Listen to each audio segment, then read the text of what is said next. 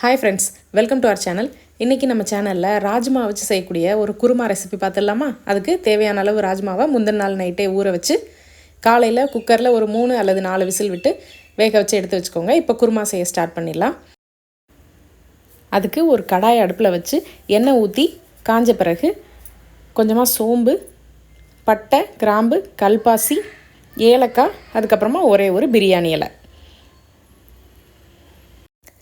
இது எல்லாம் பொரிஞ்சதுக்கப்புறமா ஒரு பெரிய வெங்காயத்தை ரஃப்பாக சாப் பண்ணி வச்சுருக்கேன். அதையும் போட்டு நல்லா வதக்கிக்கணும். வெங்காயம் ரொம்ப ப்ரௌனிஷாலாம் வதங்க தேவையில்லை, ஓரளவுக்கு கண்ணாடி மாதிரி வதங்கி வந்தால் போதும். வெங்காயம் வதங்கிட்டு இருக்க டைம்லேயே ஒரு மிக்சி ஜாரில் 2 தக்காளி, 5-6 பல் பூண்டு, இது ரெண்டையும் நல்லா வலுவலுன்னு அரைச்சி வதங்கிட்டு இருக்க வெங்காயத்தில் சேர்த்து நல்லா மிக்ஸ் பண்ணி வதக்கணும். நான் மிக்சி ஜார் அலசின தண்ணி கொஞ்சமாக சேர்த்துருக்கேன். ஸோ இந்த டைம்லேயே ஒரு கொத்து கருவேப்பிலை ஆட் பண்ணி நல்லா கொதிக்க விடணும். இந்த தக்காளியில் இருக்க ஈரப்பதம் இருக்கிற டைம்லேயே நம்ம மசாலாவை சேர்த்து நல்லா சுருள வதக்கணும். நான் 1 டீஸ்பூன் அளவுக்கு மிளகாய்த்தூள், 1/2 டீஸ்பூன் அளவுக்கு மல்லித்தூள், கொஞ்சமாக கரம் மசாலா, குருமாவுக்கு நல்ல ஃப்ளேவருக்காக வேண்டி நான் கரம் மசாலா சேர்த்துருக்கேன். இது எல்லாத்தையும் இந்த தக்காளியோட ஈரப்பதத்திலே நல்லா வதக்கணும். சுருள வதக்கினா தான் இந்த குருமா நல்லா டேஸ்ட்டாக இருக்கும்.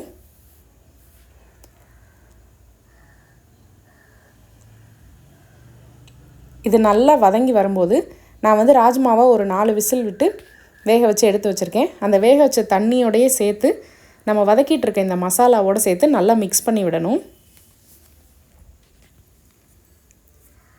இந்த குருமா ரொம்ப சூப்பராக இருக்கும். ஒயிட் ரைஸு, இட்லி, தோசை, முக்கியமாக சப்பாத்தி, இது எல்லாத்துக்கூடையுமே செம்ம காம்பினேஷனாக இருக்கும். ஸோ இந்த டைமில் நம்ம குருமாக்கு தேவையான அளவு தண்ணி, இந்த தண்ணி நல்ல ஹாட் வாட்டராக இருந்துச்சுன்னா இந்த கிரேவி டேஸ்ட்டாக வரும் அப்படின்னு சொல்லி நான் ஒரு ஆர்டிக்கலில் படிச்சிருக்கேன். அதுக்கப்புறமா இந்த குருமாக்கு தேவையான அளவு உப்பு, ராஜ்மா வேக வைக்கும் போதே நான் கொஞ்சமாக உப்பு சேர்த்து தான் வேக வச்சுருக்கேன். ஸோ தேவையான அளவு உப்பு பார்த்துக்கிட்டு அதுக்கப்புறமா சேர்த்துக்கணும்.